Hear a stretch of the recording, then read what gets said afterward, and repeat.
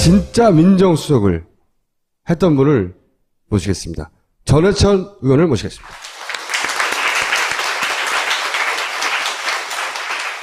민정수석이라는 자리가 어떤 자리입니까? 뭐 하는 자리입니까? 일단 그것부터 설명해 주세요. 예, 청와대가 이제 비서실장이 있고요. 네. 이쪽에 경호실장이 있고, 비서실과 경호실이 있고, 비서실은 보통 경우 실장 밑에 수석이 5, 6분이 있는데, 그 중에 한 명이 이제 민정수석이죠. 네. 하는 일은 인사 검증. 예, 그리고 공직자 포함해서 감찰 업무. 감찰. 그리고 법률적 참모 역할. 네. 하고 이제 민심을 안다 해서 민정 시찰이나 또 민정에 대한 많은 정보를 얻어가지고 보고하는. 과거의 암행어사하고 약간 비슷한 겁니까? 좀 비슷합니다. 그래서 이제 보통, 그 정부마다 틀린데, 한 4명 내지 5분의 이 비서관이 있죠. 그래 말씀드린 대로 법무비서관이 있고, 네. 인사를 검증하는 공직기강 비서관이 있고, 민정비서관이 있고요. 또 하나 사정비서관이 있습니다. 네. 청와대 내 감찰이나 또 공직자 감찰, 네. 이런 일을 이제 대체적으로 하는 게 역대 정부에서 민정수석의 업무입니다. 무서운 역할인 거죠, 그죠? 일단은 이제 각 수석실에서 담당하는 업무가 있는데, 네. 그 업무가 민정수석이 담당하는 업무가 방금 말한 대로 이제 그런 일도 있지만, 주로 권력기관에 대한 그런 업무 통할 함께 이제 협조를 하니까요. 검찰, 그러니까 검찰, 경찰, 국세청, 국정원 이런 데를 하니까 이제 보통의 경우에 민정수석이 옛날 80년대 같으면 나는 새도 떨어뜨린다라는 이제 이야기가 나왔던 수석실이 이제 민정수석이죠. 그러니까 국정원이나 검찰이나 경찰 동원해가지고 누군가를 털거나 날려버리거나 할 수 있는 막강한 힘이 있는 거예요. 그래 보신 적 있습니까? 미리 이제 말씀드리면 참여정부에서는 실제로 이렇게 그런 주제로 했습니다만 권력기관 제자리 찾기라 해가지고요. 네. 다른 것보다도 권력기관이 법률에 규정된 권리 의무만 행사를 해라. 그러니까 그 이상도 하지 말고 그 이하도 아니다. 이걸 권력기관 제자리 찾기라 해서 예를 들어 검찰 같으면 법에 따른 수사하고 기소하고 그것만 하면 되지 그 위에 과도한 것을 해서는 안 된다. 이걸 좀 엄정하게 지키고자 노력했습니다. 뭐 정치적 기획수사라든가 이런 거 하지 마라. 그렇습니다. 네. 그러니까 이제 예를 들면 국정원장이 독대하는 것을 안 했거든요. 네. 근데 그 독대라는 의미가 정보가 독점되면 늘 폐해가 나오지 않습니까? 예를 들면 이제 대통령하고 독대하고 나서 가서는 그 대통령하고 이야기한 것만 이야기하는 것이 아니라 사실은 대통령이 보니까 이 생각하는 게 어느 장관에 대해서는 좀 문제가 있는 것처럼 보이더라. 그 장관에 대해 조사해. 라는 식의 정보를 독점하고 특히 이제 권력의 정점이 있는 대통령하고 두 사람만이 이야기를 하면 많은 폐해가 나오는데 그런 걸 절대 하지 말자라고 했던 게 이제 국정원장은 정보기관이니까 정보 업무만 해야지 그런 것까지 하다 보면 많은 권한이 남용된다. 이제 이렇게 했었던. 노무현 대통령의 생각이었는데 지금도 그거 잘했다고 생각하세요? 그리고 이제 저희들은 그렇게 이제 하고 나서 사실 많이 제가 이제 혼이 났는데요. 많은 국민들이 해서 이제 참여정부를 출범시켰으면 그 역할을 잘해서 다음 정권에 넘겨줘야 되는데 저희들이 이제 권력기관 제자리 찾기라고 그렇게 했는데 정권이 끝나고 몇 개월 만에 바로 환원돼 버리니까. 너무 순진했다고 생각 안 하세요? 근데 그런 면에서 이제 너희들이 한 게 없다. 너희들이 했던 게 몇 개월 만에 다 없어져 버리는데 뭐 했냐라고 하지만 말씀드린 대로 그런 권력기관을 한번 제 모습을 갖던 것도 좀 길게 보면 의미가 있지 않을까 해서. 개인적으로 솔직하게 지나고 나서 그때 그렇게 좀 할걸. 그때 그 힘으로 그냥 다 공공의 목적에 부합되게 좀 그 힘을 좀 빌려 쓸 걸 그랬어. 이런 생각. 후회까지는 아니고요. 좀 아쉬움은 있습니다. 이 정도로 대답하지 않으면 거의 안 끝날 것 같네요. 이게 대통령 의지 없이 청와대 조직과 분위기와 생리상 우병우 민정수석 이렇게 버티는 게 이 현 정권의 특징은 대통령은 아무 상관없는 것처럼 하거든요. 항상 자기는 이 대통령 의지 없이 가능하지 않은 거죠, 그죠? 불가능합니다. 그러니까 이제 장관도 그러고요. 쟤들도 이제 그때 우리 박남주 수석이 나와서 이야기를 하던데 이 밖에서 문제 제기를 하거나 또는 이렇게 책임론이 나올 때는 그 안에서 분위기상 견딜 수가 없습니다. 청와대 안에서 도저히 견딜 수 없고 오직 견딜 수 있는 건 한 가지. 대통령이 신임. 그만둘 필요 없다라고 하면 그냥 있어. 그렇죠. 예. 그것 때문에 있을 수 있지. 그렇지 않으면 불가능합니다. 근데 우병우 수석은 사의 표명을 한 번이라도 했을까요? 근데 제 생각에는 그 사의를 표명했다고 생각을 합니다. 왜냐하면 지금 이렇게 보수 언론 포함해서 많은 사람들이 이 질책을 하고 또 사퇴하라고 하고 있는데 그걸 뭐 사의를 표명 안 했다는 것은 그건 사실이 아닌 것 같고요. 대통령 의지다. 이거는 그냥. 네, 그렇습니다. 그건. 네. 최순실 씨에 대해서는 이렇게 얘기했죠. 권력 순위 1위가 최순실, 2위가 정윤회, 3위가 박근혜 대통령이다. 박 누구죠? 박관천. 박관천. 네. 그분이 검찰에 남긴 조서에 그렇게 돼 있어요. 그 파일을 보서 나타난 거죠. 권력 실세 1위 최순실. 이 안정범 정책조정수석이라는 양반이 등장합니다. 이제 언론에. 이 정책조정수석은 뭐 하는 분이에요? 이제 경제수석도 있고 뭐 사회수석도 있고 민정수석도 있는데 네. 그런 정책을 그 영어 그대로 조절하는 겁니다. 가운데서. 그렇습니다. 그런데 이제 그렇게 생각하면 고유한 업무가 없는 것 같지만 실제로 이제 정책은 굉장히 많죠. 그게 경제에 대한 건지 아니면 좀 사회 정책에 대한 건지. 서로 충돌할 때 조절한다. 그렇죠. 예, 그런 의미이기 때문에 사실은 업무 자체는 굉장히 포괄적이고 경제나 이 전반적인 민정 외의 수석 업무로서는 굉장히 중대하고 중요하다. 그 안에서는 사실 역할이 굉장히 넓다, 폭넓다. 왜냐하면 이제 청와대 일이라는 게 부처의 모든 일을 할 수는 없잖아요. 주요한 몇 개 일을 하는데 그 주요한 몇 개 일을 하는 게 청와대 힘이기도 하고 또 국정이 더 중요한 한 일인데 정책조정 같은 경우가 주요한 몇 개 정도를 딱 쥐고 할 수가 있어서 예를 들어 환경부하고 경제부처가 싸운다. 개발을 해야 돼. 환경 파괴다. 그러면 경제부처 이번엔 개발해야 돼. 밀어준다든가. 이걸 이 사람이 결정한다는 거죠. 그러니까 환경부 일은 어차피 환경부 장관이 하니까 네. 그걸 뭐 청와대가 굳이 나서서 다 할 필요는 없는 거지 않습니까? 문제는 환경부와 경제부처가 다툼이 있을 때 그렇죠. 그때 이제 청와대 힘이 나오는 건데 힘이 막강한 거네요, 그러면. 그렇죠. 예, 그래 보입니다. 참여정부 때는 그거를 이해찬 총리가 주로 하셨잖아요. 그게 이제 말씀하신 대로 총리실에 할 때도 있고 아니면 청와대 안에서도 할 때가 있는데 이전 총리 재직 중에는 이제 이전 총리께서 많이 이제 했었고요. 정책조정수석 업무 중에 뭐 수금 이런 것도 있습니까? 그러니까 그걸 여쭤보려고 지금.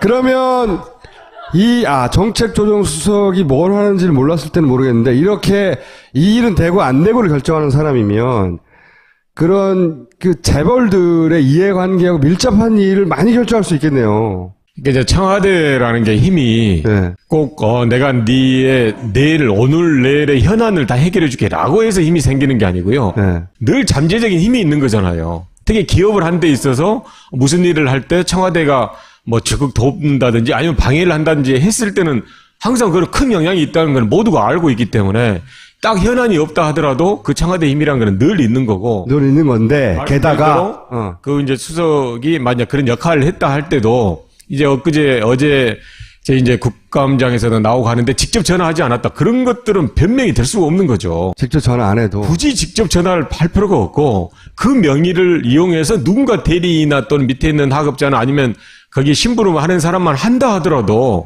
그 뜻만 전달이 되면 거기 그걸 전달받은 기업으로서는 도저히 이거는 피할 수가 없게 되는 거죠. 청와대의 힘이 그 재벌에 미치는 정도가 그 정도입니까? 저는 막강하다고 생각합니다. 막중하다고 생각을 합니다. 실제로. 예. 청와대 수석이 움직여서 국내 30대 재벌로부터 800억대 모금을 하는 게 가능합니까? 그 정도 힘이 나옵니까?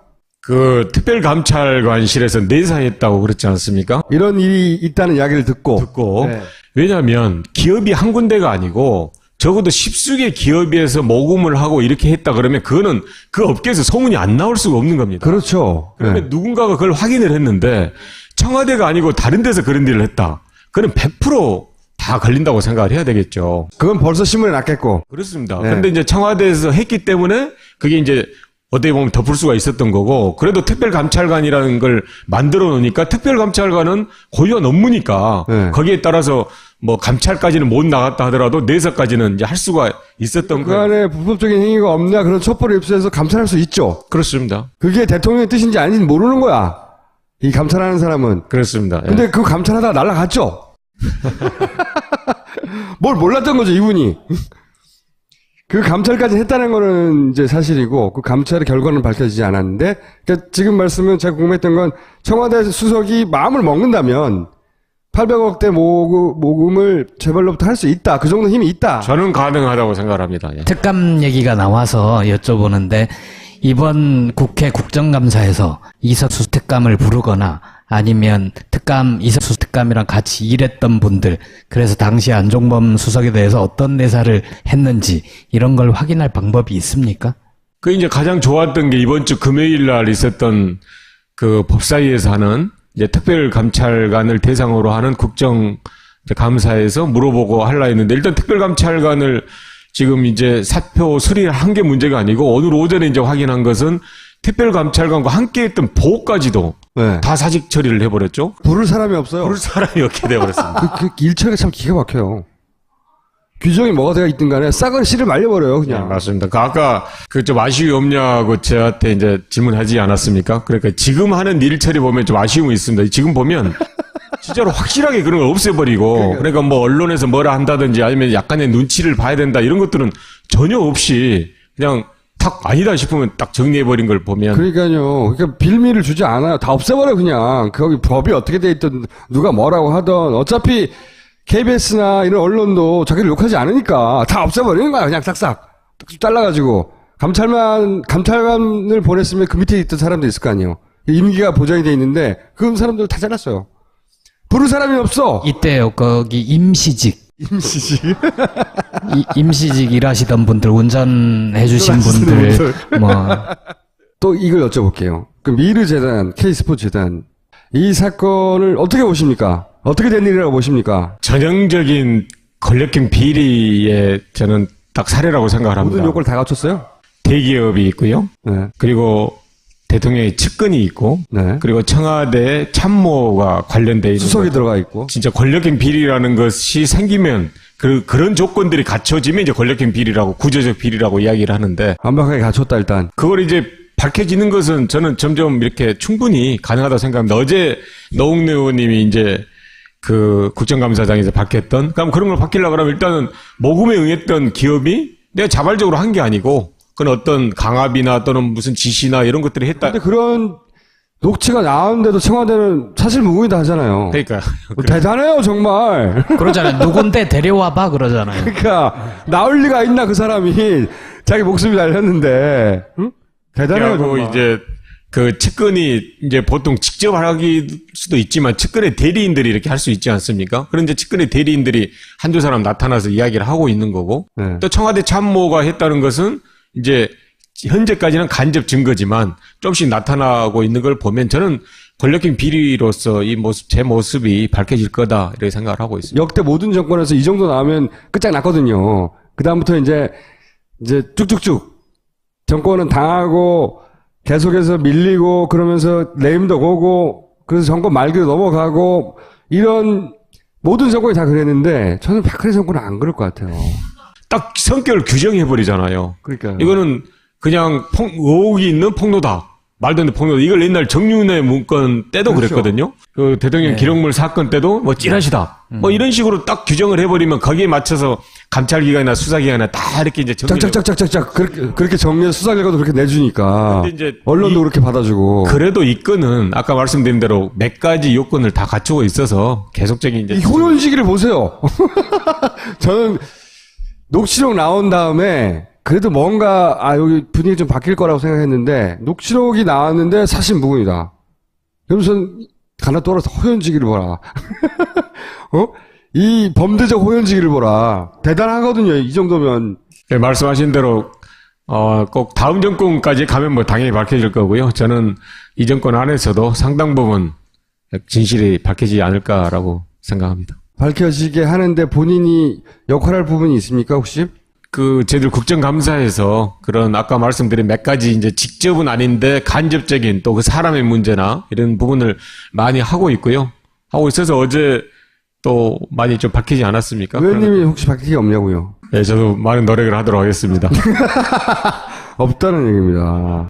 그것도 여쭤봐야죠. 우병우 수석은 계속 가는 건지. 저는 그러진 않다고 보고요. 수사가 종료되면 거치가 결정되지 않을까 생각합니다. 이런 전망들이 하나도 맞는 게 없어가지고.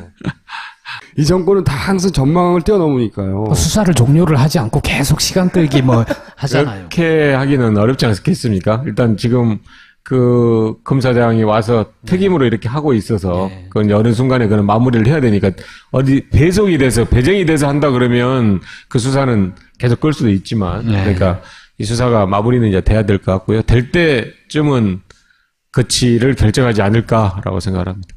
그렇게 희망을 하고 있습니다. 알겠습니다. 오늘 여기까지 하겠습니다. 감사합니다. 예, 고맙습니다. 먼저 PPL 체크각을 네. 무에탄올, 무라트색소, 무계면활성제 이런 게 다 없답니다. 네. 이런 게 다 없어야 입속 자극을 줄여준다. 그래서 입안이 진짜 건강해진다. 올리덴탈 체크각을 네. 딴지마켓에서 팔고 있습니다. 다음이요? 평산네이처 아로니아진. 진진진. 딴지마켓 스테디셀러고요. 후기가 많답니다. 후기로 증명된 아로니아진. 폴란드산 아로니아를 저온에서 수분만 증발시켜서 농축한 진한 농축액이랍니다. 50ml 한 병으로 아침, 점심, 저녁에 물에 타 드시면 아주 좋고요. 내 몸에 좋은 습관. 평산네이처 아로니아진. 자세한 내용은 딴지마켓 상품 페이지를 참고하세요. 미궁 장사랑. 써봐서 알지. 제가, 이거는 평상시에 마켓에서 파는 물건들을 저한테 잘 줘요. 근데 제가 게을러서 안 써보거든요. 근데 사장님이 이걸 꼭 주고 가시면서 고기를 먹는 사람은 이걸 꼭 먹어야 된다는 거예요. 그래서 호기심에 먹어봤어요. 호기심에. 차이가 있습니다. 제가 원래 장에 문제가 전혀 없는 사람인데, 그럼에도 불구하고 차이를 느끼는 건 뭐냐면, 아이들이 어깨동무를 하고 나와요. 저보고 그러시더라고. 이걸 먹으면 몸무게가 2kg 빠진다는 거예요. 걔네가 2kg나 돼? 건강한 아이들을 순산하고 있습니다. 자, 마지막. 지혜학교입니다. 중고 통합과정의 철학, 인문학 대안학교고요. 지혜학교가 새로 뽑나 봐요. 철학 공부는 doing 필라소피 지향합니다. 자신의 궁금함을 실천을 통해서 답을 찾아 나가는 과정. 어렵네요. 사회 현상에 관심이 많으며 그들과 함께 하려고 합니다. 책을 읽고 싶어하는 청소년, 책을 통해 사색하기를 좋아하는 청소년, 자신의 방향을 스스로 선택하기를 바라는 청소년들은 지혜학교 문을 두드려 주세요. 마지막으로 다 아시죠?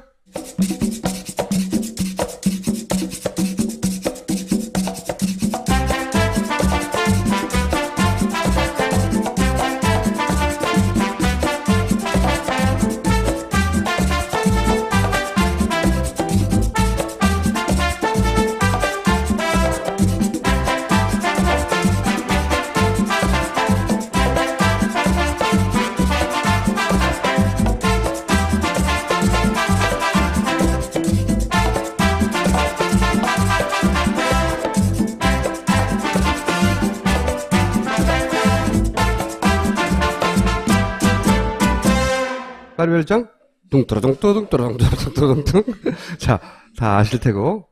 해서 다음 정권에 넘겨줘야 되는데 쟤들이 이제 권력기관 제자리 찾기라고 그렇게 했는데 정권이 끝나고 몇 개월 만에 바로 환원돼 버리니까 너무 순진했다고 생각 안 하세요? 근데 그런 면에서 이제 너희들이 한 게 없다. 너희들이 했던 게 몇 개월 만에 다 없어져 버리는데 뭐 했냐라고 하지만 말씀드린 대로 그런 권력기관을 한번 제 모습을 갔던 것도 좀 길게 보면 의미가 있지 않을까 해서 개인적으로 솔직하게 지나고 나서 그때 그렇게 좀 할걸. 그때 그 힘으로 그냥 다 공공의 목적에 부합되게 좀 그 힘을 좀 빌려 쓸 걸 그랬어. 이런 생각. 후회까지는 아니고요. 좀 아쉬움은 있습니다.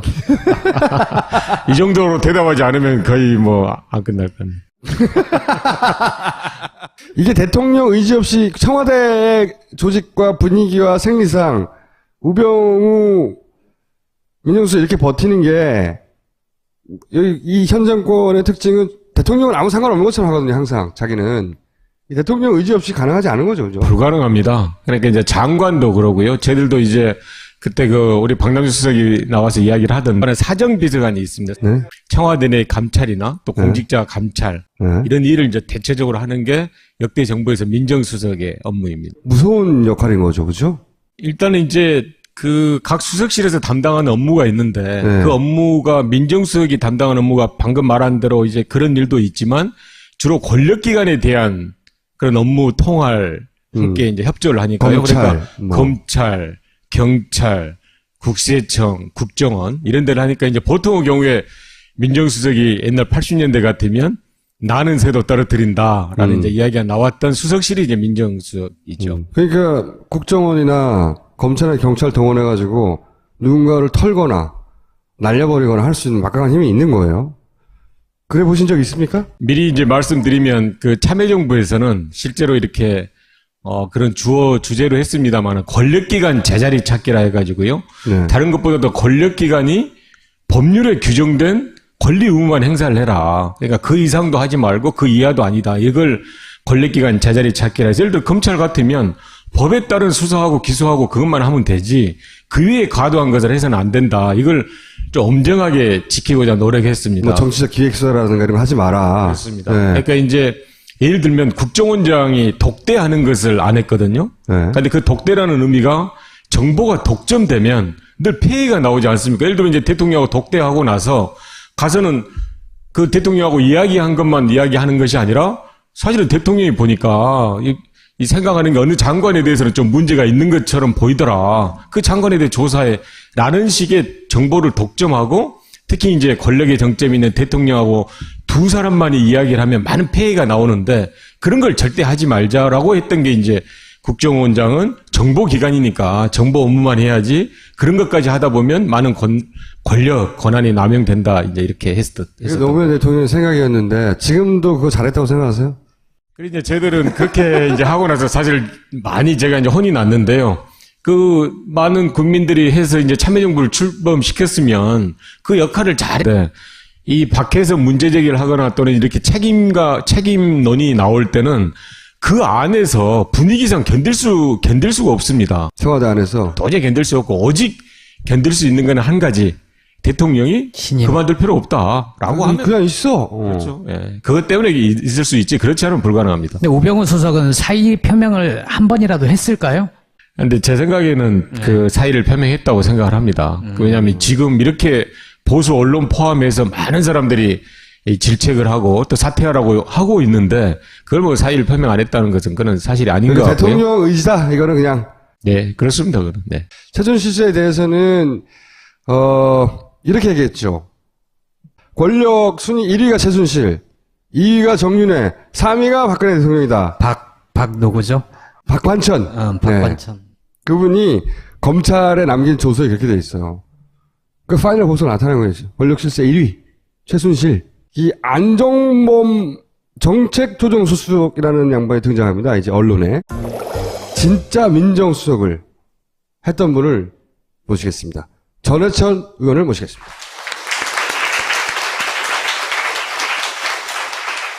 민정수석이라는 자리가 어떤 자리입니까? 뭐 하는 자리입니까? 일단 그것부터 설명해 주세요.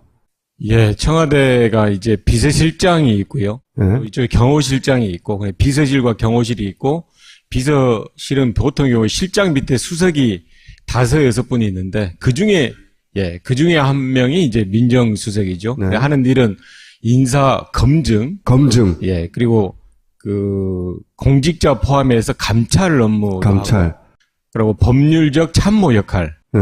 하고 이제 민심을 안다 해서 민정 시찰이나 또 민정에 대한 많은 정보를 얻어가지고 보고하는. 그래서 과거의 암행어사하고 약간 비슷한 겁니까? 좀 비슷합니다. 그래서 이제 보통 그 정부마다 틀린데 한 4명 내지 5분의 이 비서관이 있죠. 그래 말씀드린 대로 법무비서관이 있고 네. 인사를 검증하는 공직기강 비서관이 있고 민정비서관이 있고요. 또